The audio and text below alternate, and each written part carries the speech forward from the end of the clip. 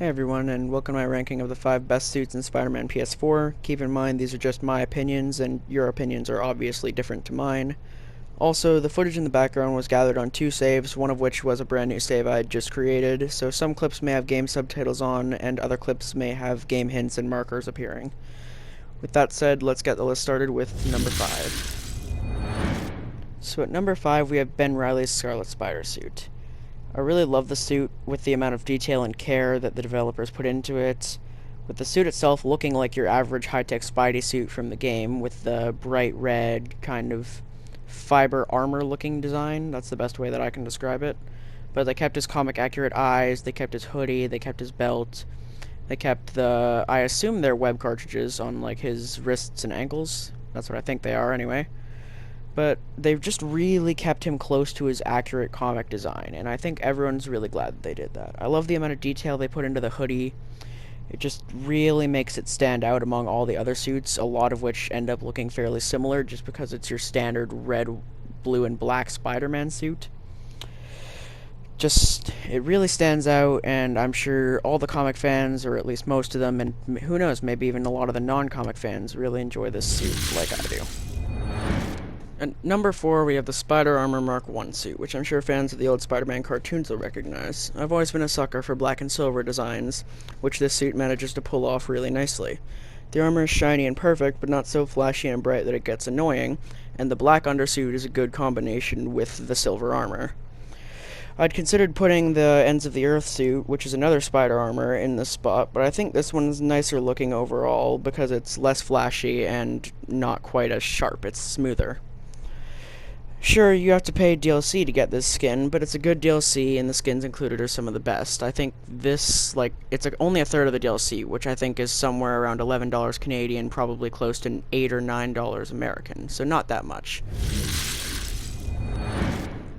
At number 3, we have the Stealth suit, otherwise known as the Big Time suit. I was first introduced to the suit in the Amazing Spider-Man 2 video game for the PS3, where it was probably my most played suit. I really just loved the black suit with the neon-looking green spread throughout it.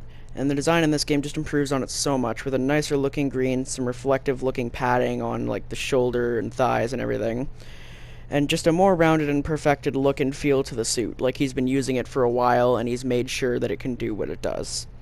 Insomniac really just nailed their suit designs in this game, as we'll see even more with our top 2.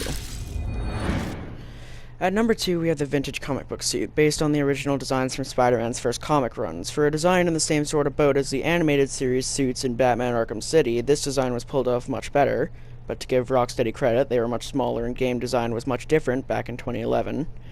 The suit is just genuinely really fun to look at, with the deeper red and blues, the black lines all around that make it look like it's just popped out of a comic book page, the more yellowed eyes really make the suit stand out, and it's an amazing addition to the suit roster. So before we hit the number 1 spot, we're going to go through 2 honorable mentions, starting with the Night Monkey stealth suit from Spider-Man Far From Home. It's a really simple design, and most people would probably put the upgraded suit from the same movie above it, but the dark, shield-style, stealth operative design just really looks great to me, especially with the added zippers, belts, the fingerless gloves, the sort of goggle-style eyes, and ski mask. It all just looks really good, especially with the all-black design and bits of metal spread across it. It just really works for me. As for the second honorable mention, we have the white suit for Spider-Man 2099. This one was so close to taking the number 1 spot on the list that I ended up switching it and the number 1 entry back and forth about 3 times. I've always liked the more armored, futuristic sort of look that it has, and the main theme of the black and white with the red and the small bits of glowing blue spread throughout it just really brings this look together, in my opinion. It's probably the suit I played most in my first playthrough, and in my opinion definitely just deserves an honorable mention at the very least. For those who wonder why I didn't just make this suit the number 2 suit, I'm not really sure, I just feel like it's better placed where it is.